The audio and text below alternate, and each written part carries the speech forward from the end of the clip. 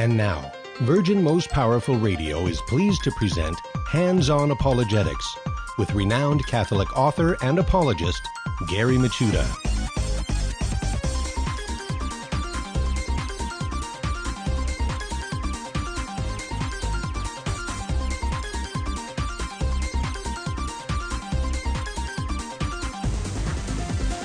And welcome, everybody, to Hands-On Apologetics. You have entered into Virgin Most Powerful's Apologetics Dojo, and I am Gary Michuta, your sensei and host. And welcome aboard, everybody. And for those watching, by the way, on live stream, YouTube and Facebook, you'll notice that I have Master Apologist Pat Flynn sitting next to me in studio today. And Pat, we're going to talk about God. It is a pleasure to be here, Gary. Yes. Thanks for bringing me in. Absolutely. Flew me out, first class, 5-star hotel. Can't beat it. Yeah, that's very funny, Pat. Very funny. How was the limo on the way here, by the way?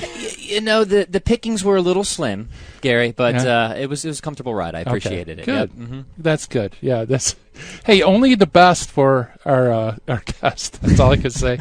You know, I'm just thinking like Jeff Kassab, Father Frady's probably like, I had to drive myself here. You know, who's this Pat What's Flynn this? guy? Yeah.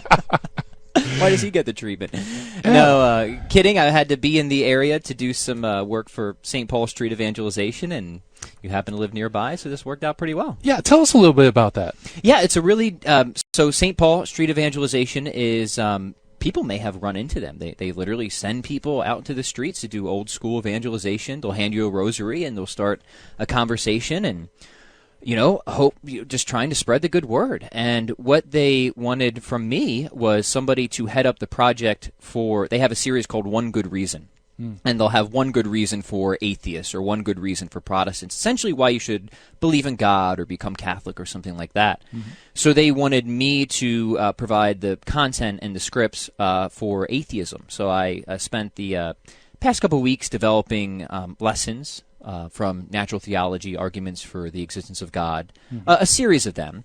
And then I wrote scripts of how conversations might go, when you're conversing with people, out on the street who might be skeptical. What are some common objections? But also some practical apologetic tips as well. How do you really focus on having a good conversation and not getting into a very tense debate? Yeah. And trying to remind people that evangelization it's not about winning arguments. It's about saving souls and keeping that in mind. Right. And then they brought me out to do a series of videos, and it was nice. A long day of filming yesterday. So if I look a little tired, but it was good. It was a good experience, and got to hang out with you a little bit. So yeah, it's all good. Yep. Did you actually do some play acting? Like, did they have somebody walk up to you and throw objections at you? Or? Yeah, so it was very scripted. So if anybody signs up for this series, it's a little wood in the acting. I haven't been in drama class since the 6th grade. But so no Shakespearean English. That is not that elevated. So I would hand somebody the rosary, and we'd start this dialogue. And when I did the scripts, I really tried to put in objections that are very common, but also more substantial objections too. And as we've discussed before, sometimes the common objections aren't very strong. In fact, they often tend to be very weak, like who caused God or something like that. Yeah, right. But I wanted to equip people with, okay, well, what do the professional philosophers, people who really try to take these arguments seriously, what are their objections? And, apologetics is always a balancing act of just, especially when we're teaching people of, okay, how do we make this practical and accessible but rigorous at the same time? And that's a tough thing to do, but I think we did the best we could. Yeah, that's great. Now, do you have to be a member of their group to see the videos, or is this going to be something that the public can tap into? That is a good question. I'm fairly certain that they have memberships for free, and they accept donations for anybody who's interested in becoming a street evangelist. That's what the lessons are for people who really want to hit the street, which is awesome. Yeah, exactly. Yeah, no, they're a great group. In fact, I think I had Steve Dawson as my first guest, if I remember correctly. Oh, really? Yes. Like the very first one on HOA, and I remember talking to him beforehand. He's like, what kind of program is this? Just to kind of get a feel for it. It's like, I really don't know. Mm-hmm. It's whatever we make it. It's the pretty much the first one we're doing. Yeah, we'll figure. Well, it's a good group of people. They are. So, and I just became familiar with them, and that excites me whenever I discover a new apostle like this that is doing really cool things that I didn't know about. It makes me very optimistic, and I'm happy I got to contribute something. Yeah, especially I love the street level, apologetics where, it's hands-on. It's give and takes, how to approach people, how not to get angry. Yep. All that stuff. That takes skill. That's not easy to do. And that is, so I try to draw this distinction in apologetics is we have both the matter and the manner. And the matter is knowing the arguments, studying the material. Okay, what is natural theology? What is metaphysics? Can we really have certainty of God's existence through philosophy? Can we have good evidence through science? That's the matter. Then there's the manner. And that's the virtue of prudence. How do I apply this? How do I present this to people? How do I make sure that I'm doing this in a spirit of charity, trying to find common ground? And they are very different skills. Yeah. And sometimes you'll find people who have one or the other, but the goal is let's try and get both of these. Absolutely. Yeah. Yeah, and it's so easy to see one person, unfortunately, we kind of divide ourselves into camps, Yep. It's very easy to get into, boy, if I just have the best ammo and the, most tightly wound syllogisms, I'm going to make tons of converts. Then there's other people who it's like, forget about the intellectual stuff. Just love them and be friends with them. Yeah. It's like, no, the two have to, it's so easy to be on the extremes. It's hard to put them together. Well, Pope Benedict, not in this context, but he said that, you can't separate, charity from truth or love from truth. And certainly we I think as every Catholic would affirm that. So I'm with you. It should be a great both and. Like we want to know the material, and we don't want to get into this sort of habit in apologetics of turning it into sort of an arms race. Okay, if they say this, then what do I say? I say just study it because you want to know truth. Yeah. And that's kind of, for me, is interesting. I hear the music coming, so we'll come back to this point. But I'd never expected to engage in apologetics. I just wanted to know what was true, so I got into a philosophy. There you go. Yeah. Well, we were chatting with Pat Flynn, Hands on Apologetics. We'll be right back.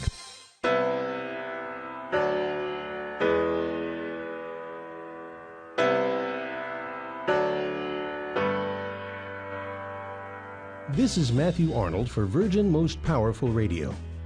This March, VMPR, in association with the Catholic Resource Center, will be hosting a special conference for the Adoramus Society.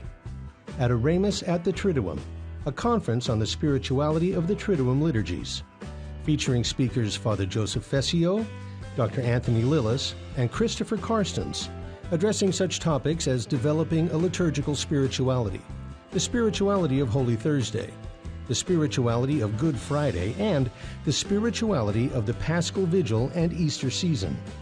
It all takes place March 14, 2020, at the historic Sacred Heart Chapel at 381 West Center Street, Covina, California, 91723. You can register online at vmpr.org or call now at 877-526-2151 to reserve your seat today for Adoramus at the Triduum.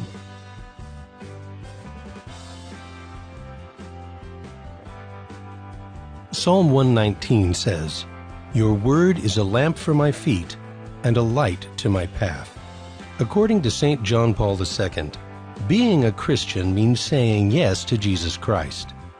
It consists in surrendering to the Word of God and relying on it, but also endeavoring to know better and better the profound meaning of this Word. May God grant that we always rely on His Word, read it often, and put it into practice.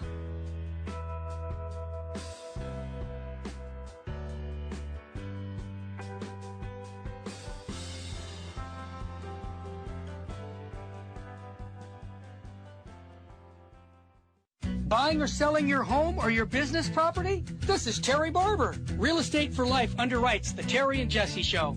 And they can connect you to one of 900 pro-life real estate agents around the world. And when they receive their referral fee, they will give 80% of it to a pro-life organization.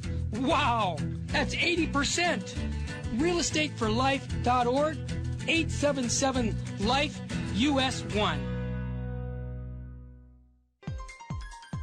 Now, back to Hands on Apologetics with Gary Machuda. If you'd like to join the conversation, call 888-526-2151. Here's Gary. And welcome back, everybody. Hands on Apologetics. We are chatting with Master Apologist Pat Flynn, who is in the dojo alongside me. It's a lot of fun. And Pat and I, we were shredding on guitar during the break. Indeed. Of course, they don't know. So, and anyway, this is it's radio, so it's the theater of imagination. Indeed, we could say we were doing anything during the break, and anybody would assume that we were, or at least imagine it. So anyway, Pat, so you're in town doing these videos on the existence of God, and let's talk a little bit about, some proofs for the existence of God. Let's do it. What's tough, let's take it from the point of view on the guy on the street. Sure. You don't have time to kind of work him through all the philosophical background of the 5 ways, and what do you do? So I've taken a very big interest in trying to, because I think Aquinas, his ways to God, whether it's the 5 ways or his sort of master argument from on being in essence, I think they're really good. But you're right. There's a lot of metaphysical wind-up that most people are not going to have the time or, honestly, the interest in doing that work. Act, potency, distinctions, form, matter. So I've been interested in saying, how can we give some type of a contemporary demonstration? How can we do it in the spirit of St. Thomas Aquinas?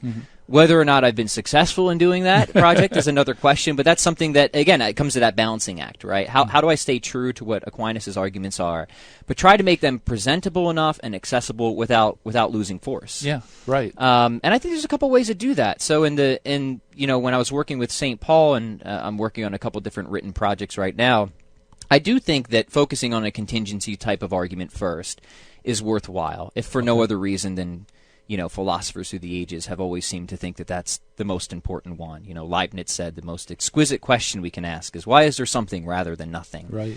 Which the contingency argument attempts to address. And the interesting thing about the contingency argument or contingency type arguments is you can come at it through different angles. And I try to do that for people because, one, I think it helps to show the strength of the argument if we can get to the same conclusion from different starting paths. And we could say that of arguments for God's existence in general. But even with contingency arguments, there's a couple different paths that I think are helpful for getting people to understand what we're after and just giving them different tools to engage in conversation. And then also thinking, well, what's the simplest path? What's the least number of moves that we can make to get from, where we are, some basic fact of experience or some explanatory principle, to some eternal divine cause of things. Yeah. So one I've been playing around with, if you don't mind just jamming, sure. That I've been playing around with recently is starting something with a modest version of the principle of sufficient reason, which simply says that there's a sufficient, adequate explanation for any finite, limited thing. And by finite, limited thing, just think of most of the things that we experience: rocks, stones, Arby's roast beef sandwiches, water bottles. They exist, but only to such a degree, only in this way, only with these powers, only at this time, or only in that place. They're limited, right? So they can answer maybe some questions about themselves, but we hit a set of limits on intelligibility where they can't answer all questions about themselves, right? In order to make sense, we could keep asking why about it, and at some point we have to go beyond that thing. That's all I mean by a limited, finite thing. And a sort of modest version of the principle of sufficient reason would say that those types of things have an explanation that would be external to them. And then I think we can just sort of defend that in a pretty quick way and say, we can't coherently deny this principle. And, because, we'll give a few reasons. One is that as far as something like the modest principle of sufficient reason goes, it's pretty common sense. It's intuitive, right? Science and philosophy depends on it. It's on the hunt for explanations. If you denied it, it's hard to see how you wouldn't undercut the basis for all rational and empirical investigation outright. For example, maybe we think that humans evolved from lower life forms, but maybe they just appeared from nothing. No explanation needed, right? Just pop into existence. Yeah, so it seems like if you love philosophy, if you love science, and you think that these are legitimate, then you're at least implicitly committed to something like the principle of sufficient reason in its modest form. But I think we can push it further than that. I think we can go and show that this is sort of a bedrock principle that can't be coherently denied. Because if things could just happen for no reason, no explanation, no external cause, then maybe our belief states could happen for no reason. and which means we should be dubious of all of our belief states if there's no good reason or explanation for why we believe the things we do.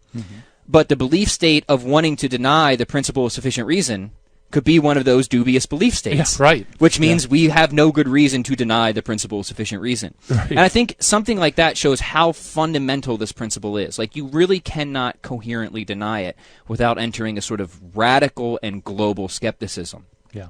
So that's like the bulk of the argument, because if you can defend that, which is a very common sense principle, and I think is a bedrock principle, well, then the next steps are kind of easy, because we would say, okay, if all finite limited things have an explanation, well, at some point we're going to have to explain all finite limited things, or the collection of them, but we can't explain limits in terms of further limits.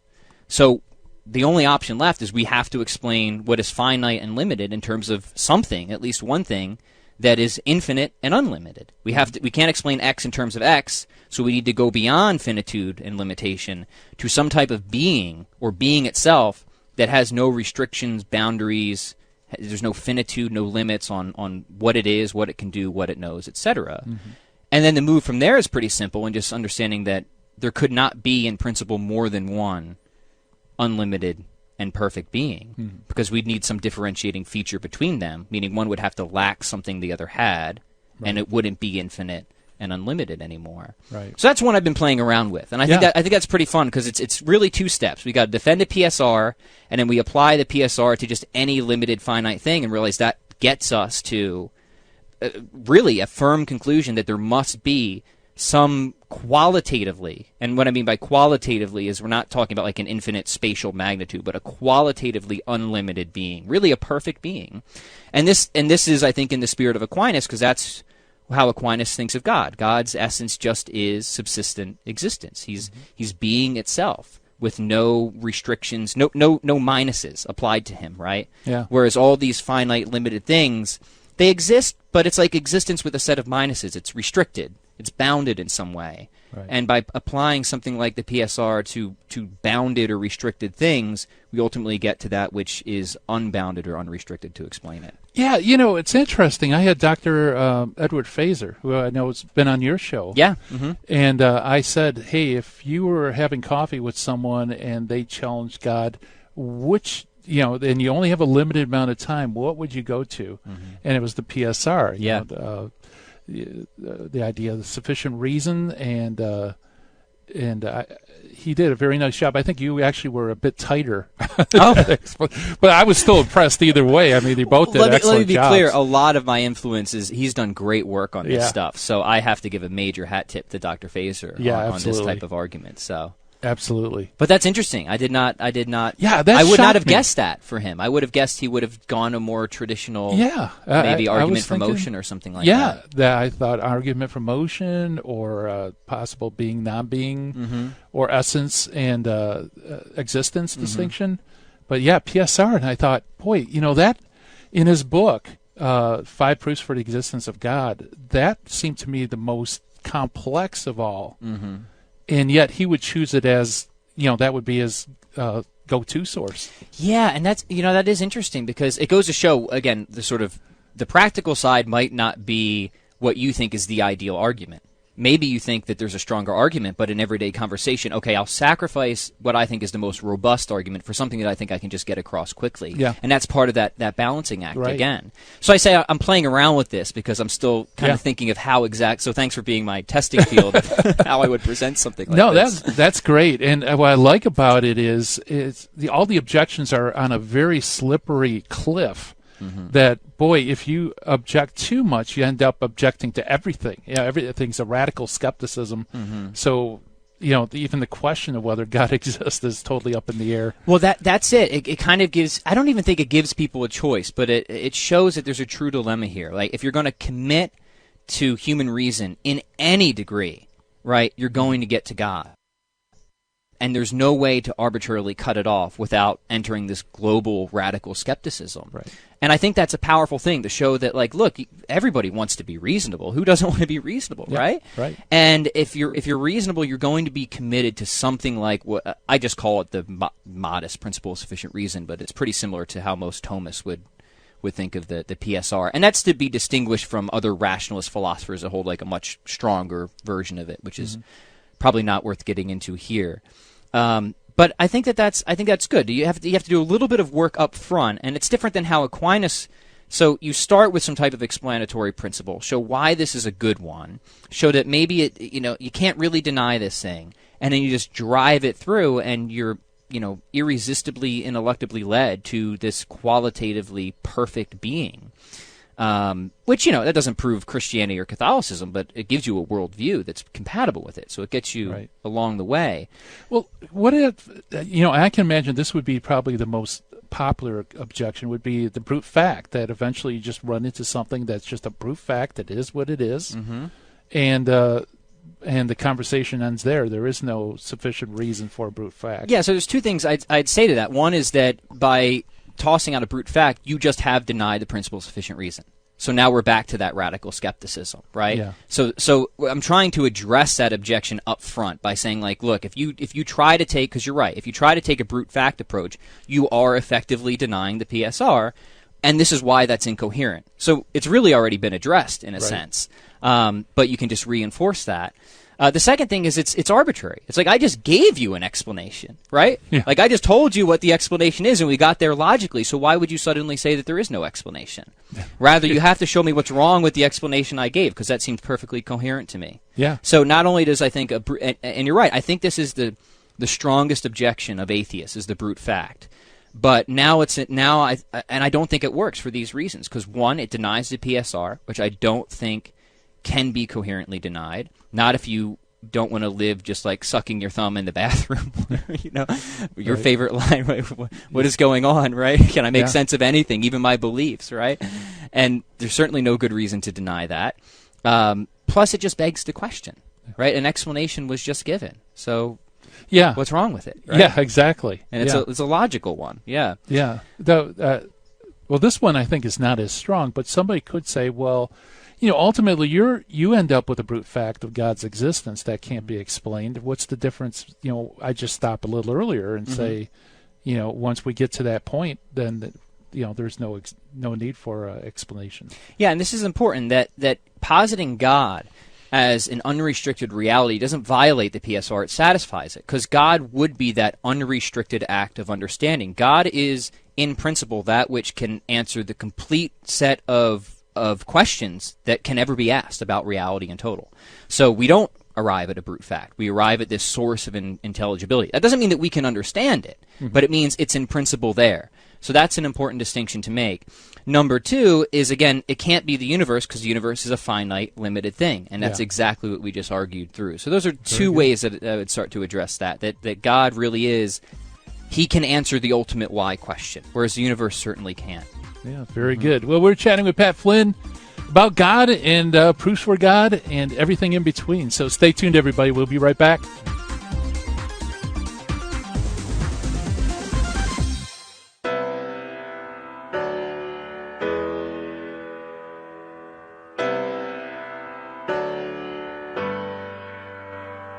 We finally did it. We have a Catholic Mental Health Conference on April 25th, 2020, here at the Sacred Heart Chapel with Dr. Louis Sandoval. He's going to be speaking on the basics of mental illness versus what we consider normal.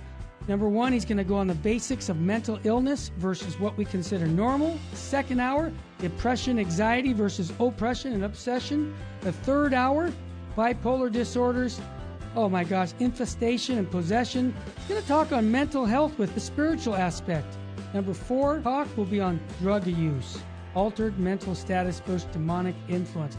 I want to hear that talk. I hope you do too. Go to virginmostpowerfulradio.org or call us at 877-526-2151. The date is April 25th, 2020. Be there by calling 877-526-2151. God bless you.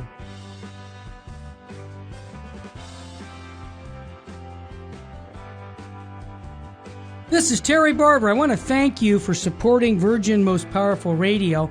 And here's an easy way to support us by going to smile.amazon.com and type in Catholic Resource Center or Virgin Most Powerful Radio.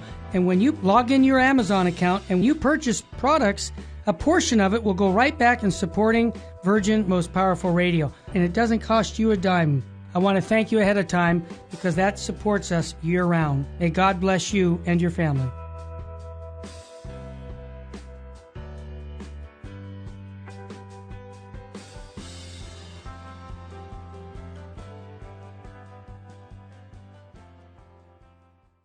Buying or selling your home or your business property? This is Terry Barber. Real Estate for Life underwrites the Terry and Jesse Show.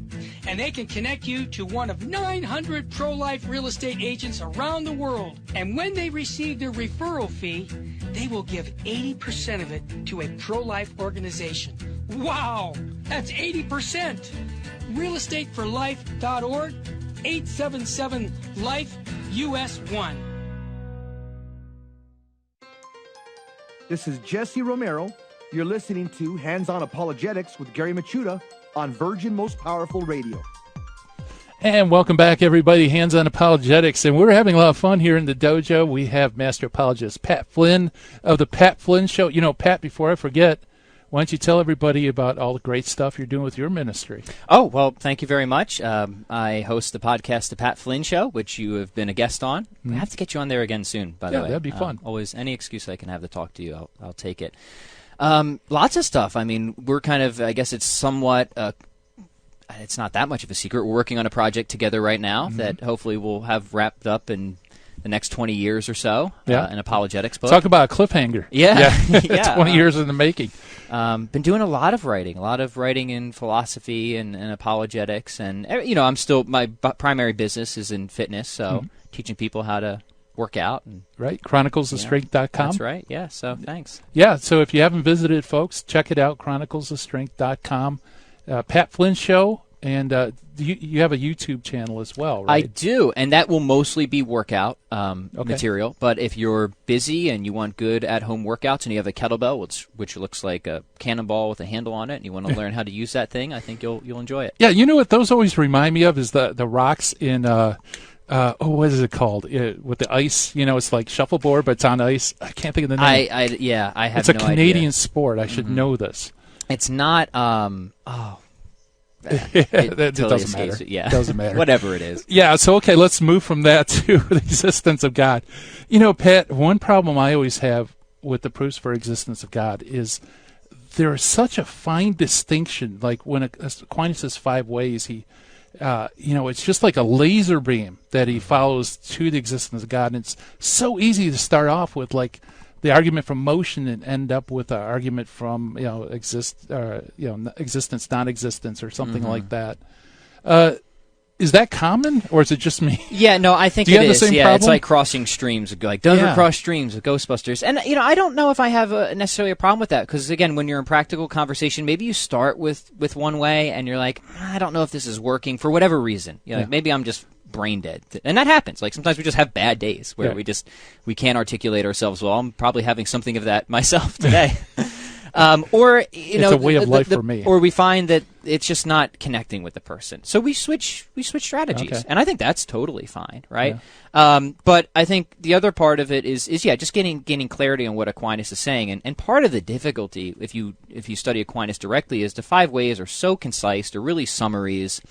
And there's so many different interpretations on them that, and there's of course huge debate among Thomists of like how best to interpret them. Right. And there's some Thomists that feel that they can be completely reconstructed as is and successful, and there's other Thomists that say they need a lot of tweaking and work.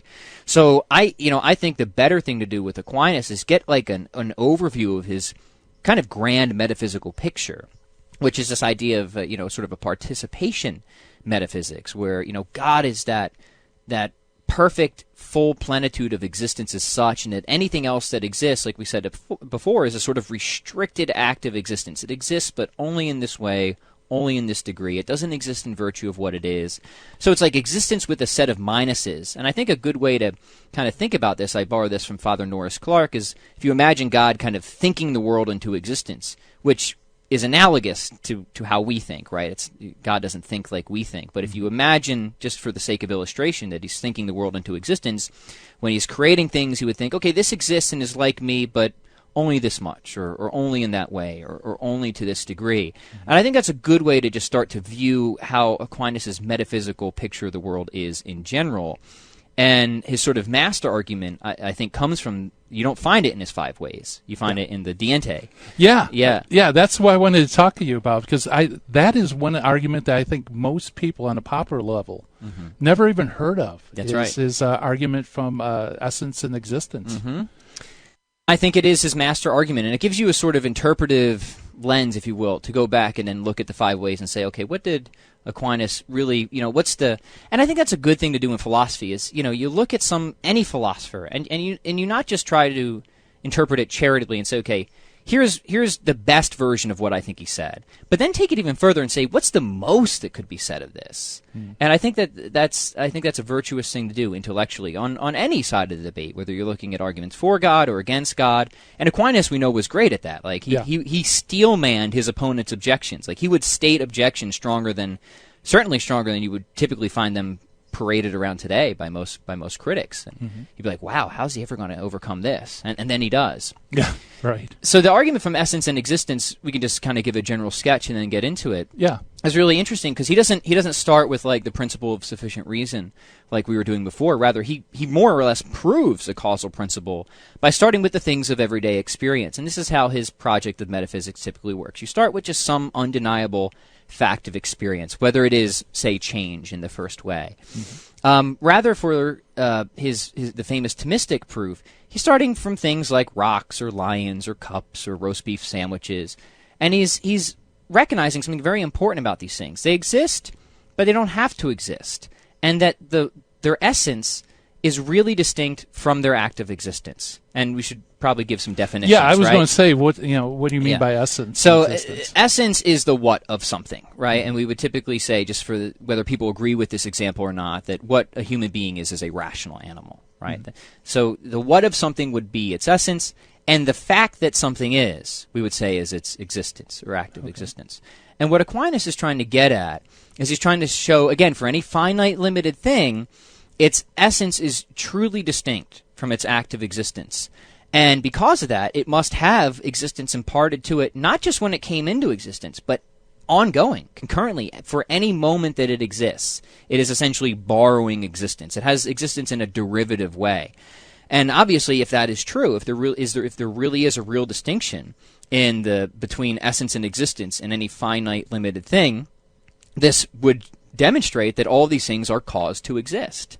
And that eventually what you have to get back to is some first eternal cause whose essence just is existence. It doesn't borrow existence, but has existence in a sort of built-in way, right? That is the fullness of existence as such that can impart existence to any finite, limited essence out there. So that's a general sketch, and we can maybe unpack it a little bit if you want. But. Yeah, that's my favorite methodology. Is let me give you the big picture, the map, and then we could get into all the nitty-gritty. So, so that's the map. Let's get into the nitty-gritty. Sure. Okay, so why does Aquinas think that there is and when we say real distinction, we there in mind-independent objective reality, right? A distinction exists, rather than, say, a conceptual distinction in how we just think about things, like whether this is half empty or half full, right? We're talking, or a bachelor and an unmarried man would be another example. We're talking about the same thing. It's just a conceptual distinction. Right. Aquinas wants to say, no, this is a real distinction. It's really there, just to be clear about that.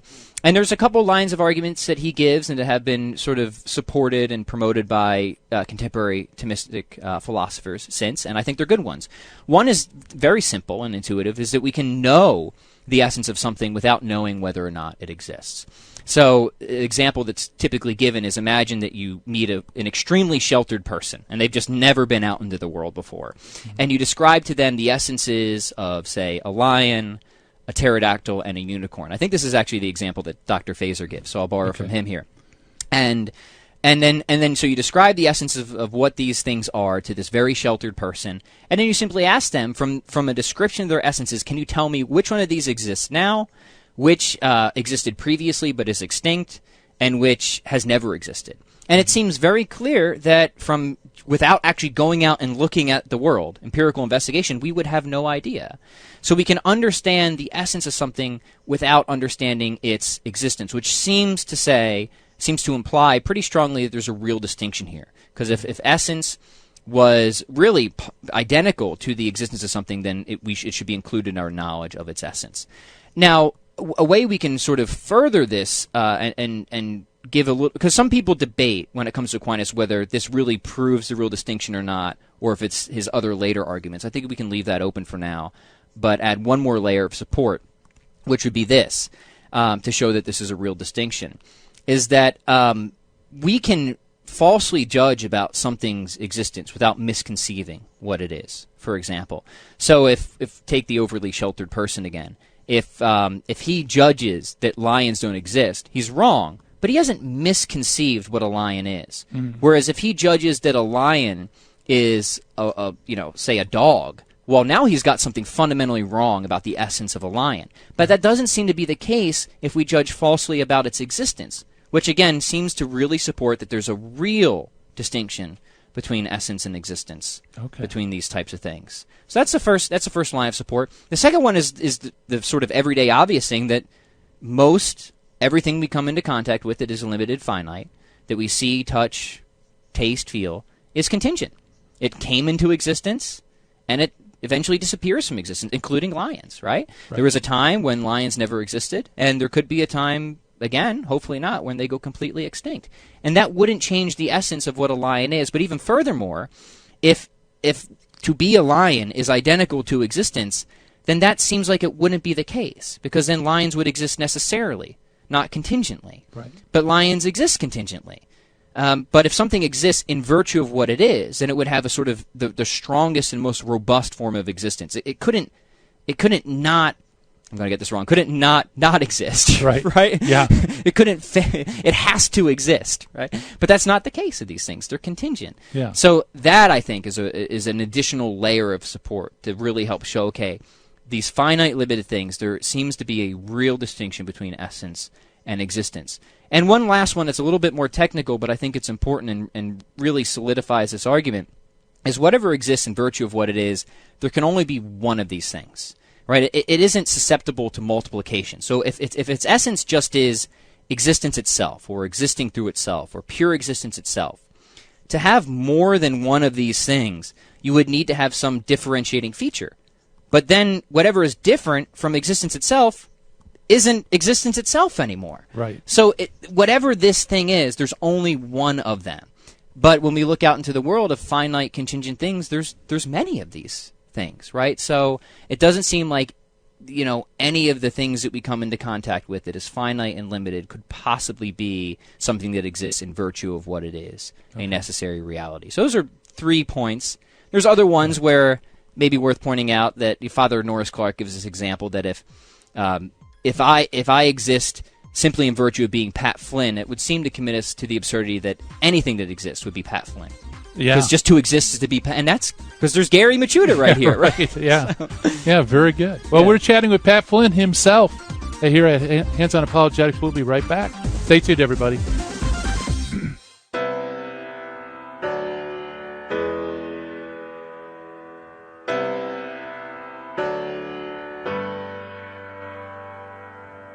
Welcome, Daniel. You're on the line. What's on your mind, brother? Hi, I just wanted to share a testimony about Virgin Most Powerful Radio. I had a buddy at work who, he's a lukewarm Catholic guy, and I wanted him to start listening to the Terry and Jesse show, so I kept telling him to download the app, and he kept putting me off. So one day, I grabbed his phone and I downloaded the app for him. I went on vacation, and I kept telling him to listen to it. He was kind of put me off. I came back from vacation. He comes to my cubicle, and he says to me, "Hey, man, I've been listening to Terry and Jesse's show, and it's great." And it's made a big impact in his life. The guy, he's going to weekly adoration a couple times a week. He goes to the Mass in the morning. Mm-hmm. He's an on-fire Catholic, and he promotes the Terry and Jesse show in the Virgin Most Powerful Radio. Daniel, what a testimony, and I want to encourage our listeners to get those cards by going to virginmostpowerfulradio.org and do what Daniel's doing. Go out and spread the faith by inviting people to listen to Virgin Most Powerful. Daniel, thanks for your testimony, brother. God love you. You're welcome.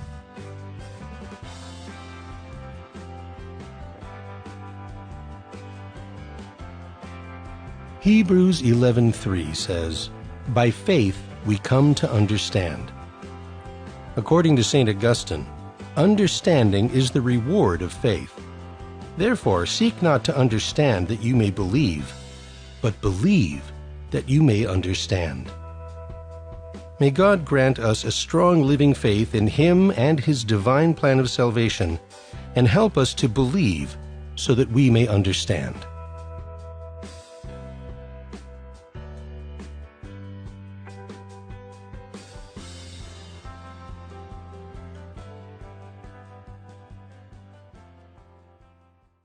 Buying or selling your home or your business property? This is Terry Barber. Real Estate for Life underwrites the Terry and Jesse Show.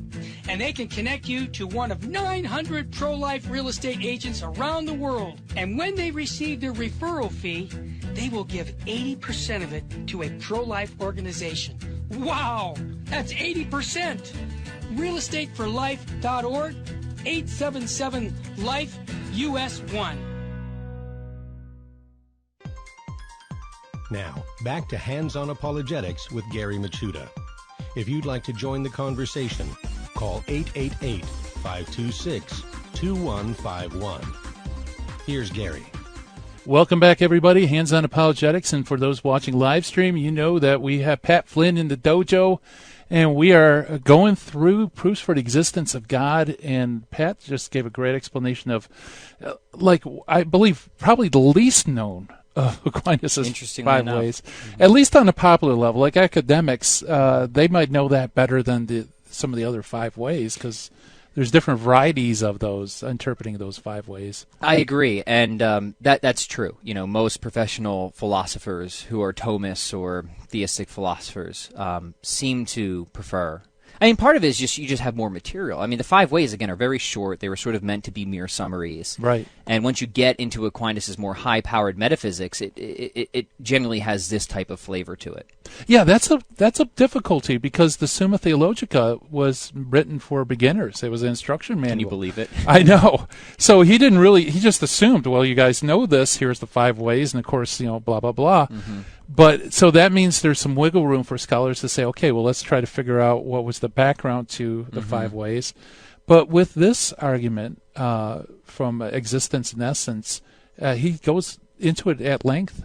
Yes, yeah. So, and I think he wrote on being in essence when he was 20. I'm going to get it wrong, but he was like mid to late 20s, I think, which is just incredible to think about. I know. It's like, what am I doing? He's amazing. I know. Exactly. And the thing that's important about that is he really carried this metaphysical picture with certain refinements for like the rest of his life. Yeah. Which is, rest of his relatively short life, which again is part of his genius that he produced as much as he did, and he died in his, I think, 47 or 48 or something like that, right? But I mean, it's not like he was some young kid like I was and was really foolish and thought he was smart and then ended up being completely wrong. Yeah. And then changed everything. No, like he's got the kernel there, and a pretty robust version of it that he then just carries and refines through the rest of his work, which is really cool. Yeah, to see. Absolutely. Yeah, it staggers the imagination when you think what Aquinas accomplished compared to you. I think the strongest philosophical proof I've ever made, that I've held since a very young age, was that chicken is better than fish, because if you have a really good piece of fish, you say it tastes like chicken. But you never say if you have a really good piece of chicken that it tastes like fish. That's pretty tight. I like it. that is my one gem that I leave to humanity. It's a treasure. But it is true, and he really was a man of remarkable genius. But I forget what I was going to say. You took me away. It's the sheer brilliance of the fish chicken analogy. I should have used roast beef and figured that out. Yeah. But no, but being in essence at such a young age, and like you said, that kernel of thought he just keeps unpacking and unpacking, throughout his life. Where, I mean, think of all the things that we thought were really airtight when we were younger, and it just falls apart, know? Yeah, I mean, my worldview was radically different now than it was when I was 25. Yeah. Or at least, it was. But, so anyways, that was, and we were talking about this over the break, is that this is one of those arguments that I think when you roll up your sleeves and try to understand it, you realize this is a really good argument. But for anybody who's listening, you probably get the hint. This might not be the easiest one to present in everyday street conversation. It can be a little abstract. Yeah, right. Even if you do a nice airtight presentation, I think the person kind of has to work and catch up with the concepts because it's very abstract. It is. So anyway, that's the first stage of the argument. And once you kind of draw that real distinction, you realize that, okay, these are caused realities. You can then kind of move fairly quickly to God's existence. And there's kind of different paths you can take there. That's the fun about these arguments. There are different ways you can kind of play with them, and people have played with them throughout the years.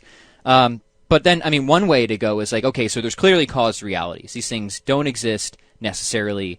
They're contingent. They're caused to exist. There's a real distinction. Could all of reality be a collection of caused realities? Meaning, could all of reality be dependent on something beyond itself? And there the answer seems emphatically definitely not, right? Because there's nothing beyond the totality of reality that could have brought everything else into existence. Right. So this is kind of interesting because, we talk about common objections. People will say, well, what caused God if everything needs a cause? But if you study Aquinas carefully, he's never used that as a premise. Yeah, and in fact, he's specifically proving that there has to be at least one uncaused reality. There has to be at least one thing, some layer or foundation to reality that does exist in virtue of what it is, whose essence is existence as such in the fullest sense. So it's just the opposite of what people assume the argument is. So it's the whole who caused God is a straw man.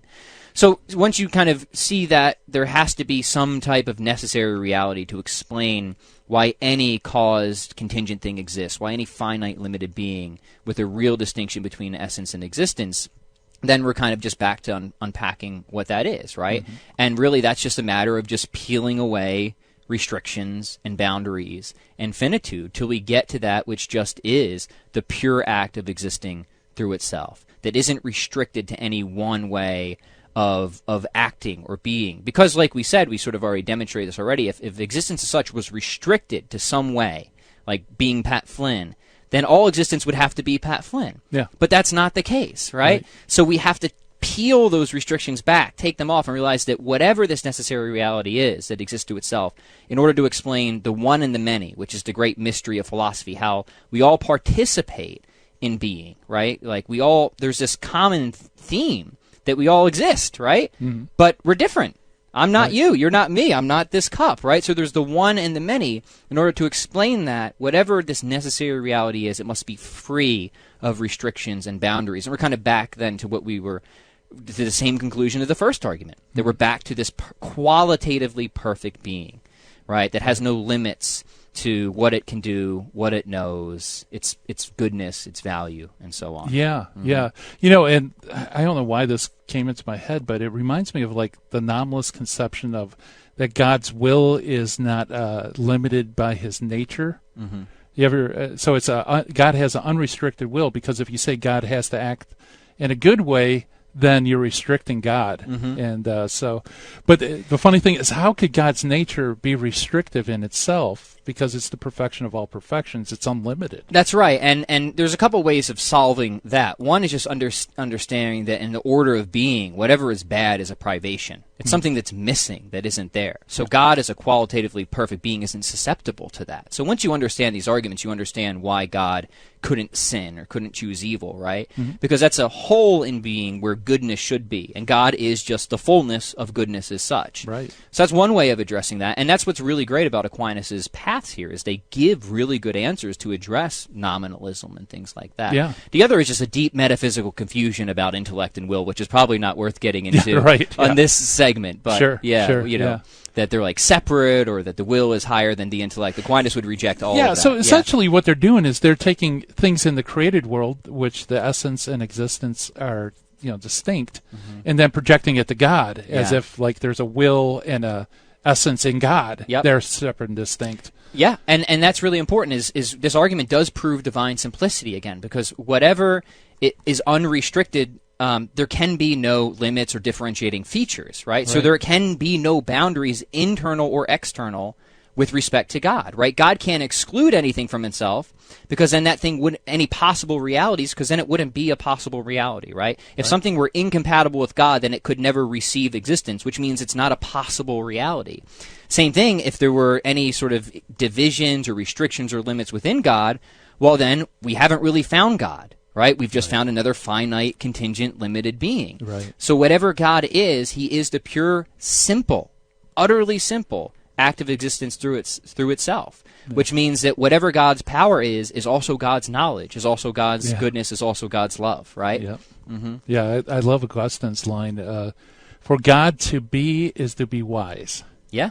I mean, it really, everything just flows in a single, simplistic oneness that we can distinguish, but really in God it's one. And this is where the sort of principle of analogy comes in, where we have to make sure we're not attributing the same things to God in the way we speak about them on our human level. Like, we say that God is wise, but his wisdom is not our wisdom, right? God is powerful, but his power is not our power. It's analogous. There's something like our power in God. There's something like our knowledge in God, but it's infinitely transcendent of what we have. It's sort of reflected in us. And that's, again, why I think this sort of overview of God saying, this is like me, but only this way, or only that much. It's sort of diffused or parceled out. You can never find exactly the right words to describe it, but you can kind of get this idea of how God would think things into existence. And again, his thinking would be identical to his power, but also to his act of love, right? Yeah. And I think this is a really important insight to show. You can show philosophically that God is loving, because, to love is to will the good of the other. Well, the best good any of us can receive is existence. All other goods are subordinate first on us existing, right? So when God creates us and causes us to exist, he's willing the ultimate good for us, not just at the beginning, but any moment that we continue. He's willing us towards our perfection, willing us towards our end by giving us existence, and also through final causality, perfecting us as well, which just goes to show that God is, his act of creation, his power, his thinking is his act of love. These are the same things, just with a conceptual distinction, right? Yeah. Rather than a real distinction now of how we look at these things. Yeah, very good. Yeah, that podcast I mentioned before the broadcast, it's classical theism, and he likes the idea of the analogy of light of the sun hitting a prism, and it separates the colors. But the prism is our created world. We see them as distinct colors, wherein God is just that one light. Yeah, and that's a good one, and that's a common one. I think that's helpful, and it's important to realize that. And this is a point I was talking with somebody before, is divine simplicity is a mystery, but it's a firm conclusion of these arguments. Yeah. And I think there's an important thing to understand, that a lot of belief comes with mysteries, of things that we can't fully comprehend because we are finite, we are limited. And that's not a bad thing. Mysteries are a good thing, and there's opportunities for trust in mysteries, but we can show that it's reasonable to accept these mysteries because of the logical demonstrations that have been given, in the same sense that the transubstantiation, the Eucharist, that's a mystery. Like, nobody really, we can talk about, again, this is where actually essence and substantial form from Aquinas is really helpful for seeing how the transubstantiation is possible. Yeah. But at the end of the day, it's a mystery. Yeah. But if this is what God revealed, I'd be foolish not to accept the mystery. So mysteries aren't, sometimes people, I think it's an unnecessary holdup that people face because they get to a certain point, which is reasonable to get to, but because they can't fully comprehend it or assimilate it, they think what is a mystery is an objection, and that's not true. Yeah. Right? A mystery is just a mystery. Evil is a mystery, right? So, and this is an important thing, is like, if these proofs go through, which I think they do, we can be certain, we can have a certain definitive knowledge of not only God's existence, but a perfectly good God. So then evil is no longer an objection. Like, that's a problem, but it's a mystery. It's a theological mystery. Yeah, very good. Well, Pat, where can people go to get a hold of your stuff? The Pat Flynn Show on iTunes and chroniclesofstrength.com. Awesome. Well, very good. Well, hey, thanks for coming down the show. It's great to see you again. Pleasure. Coming up next, the Terry and Jesse Show, High Impact Catholic coming at you. It's time for me to shut down the Midwest Command Center here and turn off the dojo lights. Thank you so much for listening to the program. And God willing, we'll be back again tomorrow. We're going to be talking with Matt Swaim on objections to Mary. Talk to you later. Bye-bye.